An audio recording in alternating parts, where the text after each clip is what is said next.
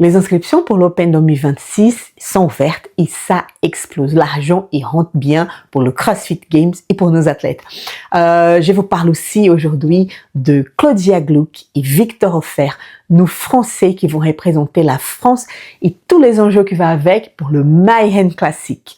Je vous parle aussi de l'argent de l'autre côté, de World Fitness Project, le concurrent direct de CrossFit Games. Et à la fin, j'ai laissé un truc super marrant. Je vous parle des Boys Interrupted. Et qu'est-ce qu'ils ont fait les 7 semaines? Ils ont fait quand même pas mal de choses. Donc, restez avec moi.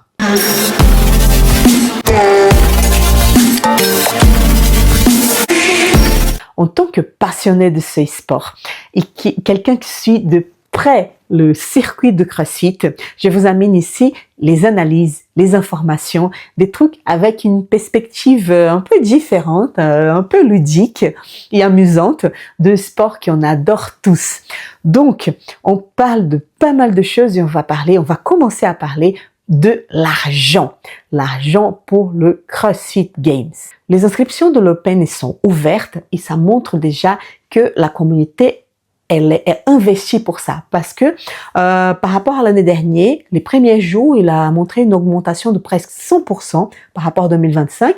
Et là, la semaine dernière, la média elle a sorti qu'il y a une augmentation de 74%. Donc, ça reste quand même un chiffre très bien et ça montre que la communauté, elle a cette envie de s'engager et de soutenir ce sport que on adore. Qu'est-ce que ça signifie en chiffre réel? En chiffre réel, ça montre maintenant que on continue à s'inscrire comme on s'inscrit en ce moment. Le premier prix pour le CrossFit Games, il va prendre presque 380 000 $. Le deuxième, 76 000 et le troisième, 60 000. Donc, CrossFit Games, ça continue à être la compétition qui paye meilleur les athlètes. Et ça, c'est que du bonheur parce que ça va attirer de plus en plus les meilleurs. Ils vont vraiment se battre pour y aller. Et vous avez déjà fait votre inscription pour l'Open? Quelle est votre position dans cet enjeu? Vous allez faire ou vous n'allez pas la faire? Dites-moi en commentaire votre avis. Et si on parle maintenant du World Fitness Project, l'année dernière, la saison était incroyable. Indianapolis, Mesa et la finale à Copenhague. J'ai adoré, particulièrement j'ai adoré les autres, j'ai adoré la compétition. Oui, il a eu quelques soucis. On peut pas oublier, il y a eu des soucis des équipements, il y a eu, on se rappelle toujours de trucs avec le GHD de Austin Hatfield. Heureusement qu'il n'était pas blessé, mais c'était quand même le premier année de cette compétition, donc on espère qu'ils apprennent avec leurs erreurs. Par contre, la finale à Copenhague, elle était nickel. Hein. Même avec les soucis des athlètes pro-card qui ont été absents à la fin, le spectacle était magnifique. Les athlètes ils se sont battus jusqu'à la fin parce qu'ils avaient envie d'avoir son pro-card, le contrat qui permet d'être payé pendant toute cette saison. Ça veut quand même quelque chose. J'ai adoré ce format, j'ai adoré connaître d'autres athlètes qui n'étaient pas encore dans la lumière de CrossFit Games, n'étaient pas encore passés aux Games, donc je connaissais pas ni au Hog, parce que au Hog c'est aussi avec les invitations et la classification aux Games ça compte beaucoup, mais des athlètes super forts et des athlètes très jeunes aussi qui sont des vraies promesses pour les années à venir de CrossFit. Pour nous les spectateurs, c'était un truc mais vraiment bien parce qu'on avait une compétition de plus, une façon de voir nos athlètes en plus, une opportunité de voir nos athlètes et de combler ce creux qu'il y a à la fin de l'année. Après le ROG, il y avait rien. Donc maintenant, il y a quand même la finale de World Fitness Project. Mais pour les athlètes, c'était quand même un enjeu parce qu'il fallait jongler entre les compétitions le début de l'année, le Games, le ROG, le World Fitness Project. Donc, à voir quelle compétition ils allaient s'investir. Récemment, le calendrier de cette compétition est tombé et avec lui les lieux des compétitions. Mexique, États-Unis et Danemark. Encore un tour au monde pour des athlètes avec des publics différents, des ambiances uniques. Et la série sur les gâteaux, la dotation de cette année, elle est ultra tentante. Augmentation significative, encore une fois, pour attirer les meilleurs et faire du World Fitness Project une alternative de choix ou du moins un complément indispensable au game. Cette année, presque de 2 millions de $ en prix, 100 000 $ pour la première place. Si vous avez kiffé la saison dernière, je pense que cette année, vous allez encore être plus surpris. Et juste une petite question, vous avez laissé déjà le like sur la vidéo? Allez, faites-le maintenant pour pas oublier. Merci. Maintenant, parlons de nos fiertés nationales, nos bleus. Excellente nouvelle pour nos supporters français. Claudia Gluck, notre Clo-Clo, et Victor Hofer ont confirmé leur participation au Mayhem Classic. Et pas n'importe où, à Cookeville, sur les terres sacrées de la légende de CrossFit, Heath Froning lui-même. Le championnat, ça va se faire du 17 au 19 avril, et c'est pas rien parce que il y a des tickets pour le CrossFit Games, c'est pas rien, hein, c'est 3 tickets femmes, 3 tickets hommes, et c'est l'occasion en or pour eux de briller et de valider leur place pour le CrossFit Games. La dernière participation de Claudia, c'était au CrossFit Games de l'année dernière, où elle a fini avec une très honorable 14e position. Elle se fait remarquer notamment à l'épreuve Hammer Down, où elle a gagné son hit et a terminé 3e au classement général. Une performance de pure puissance et détermination. Et à côté d'elle, on a Victor Hofer.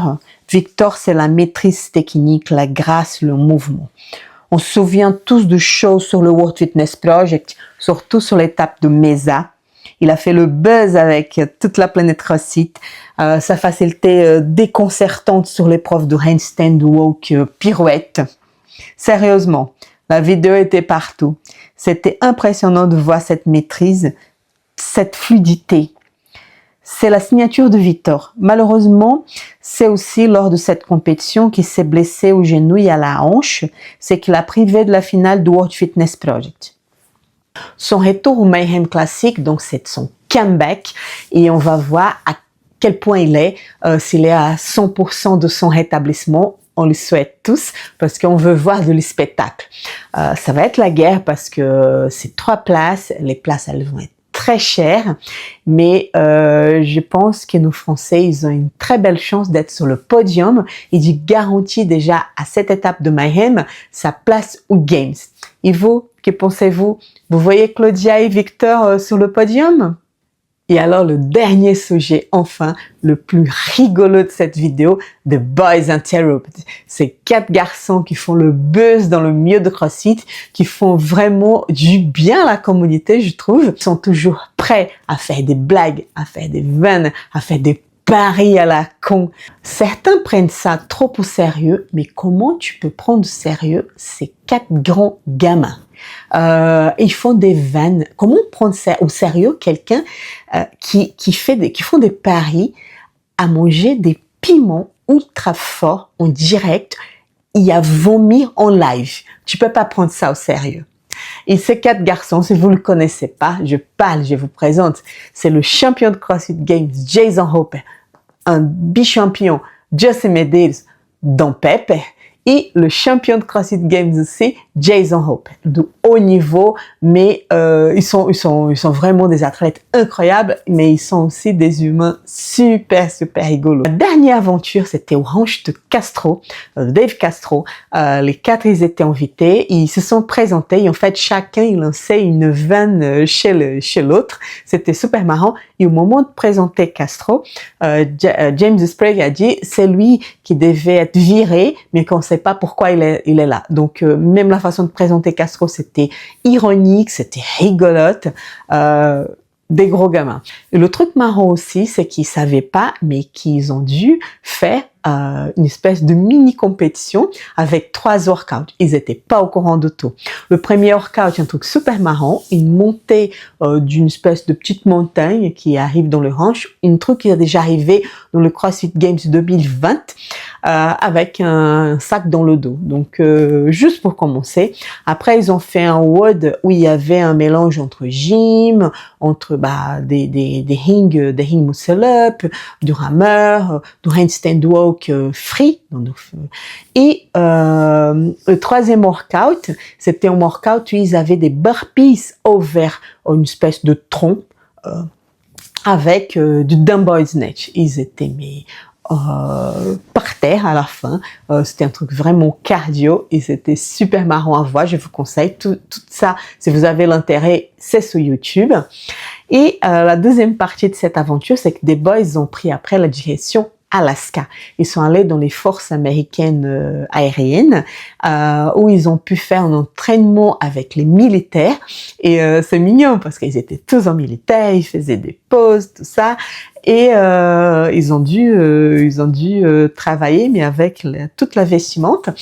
Et à la fin, il y a une épreuve qui était quand même difficile. Ils ont dû nager 1500 mètres, mais avec l'uniforme et avec les bottes.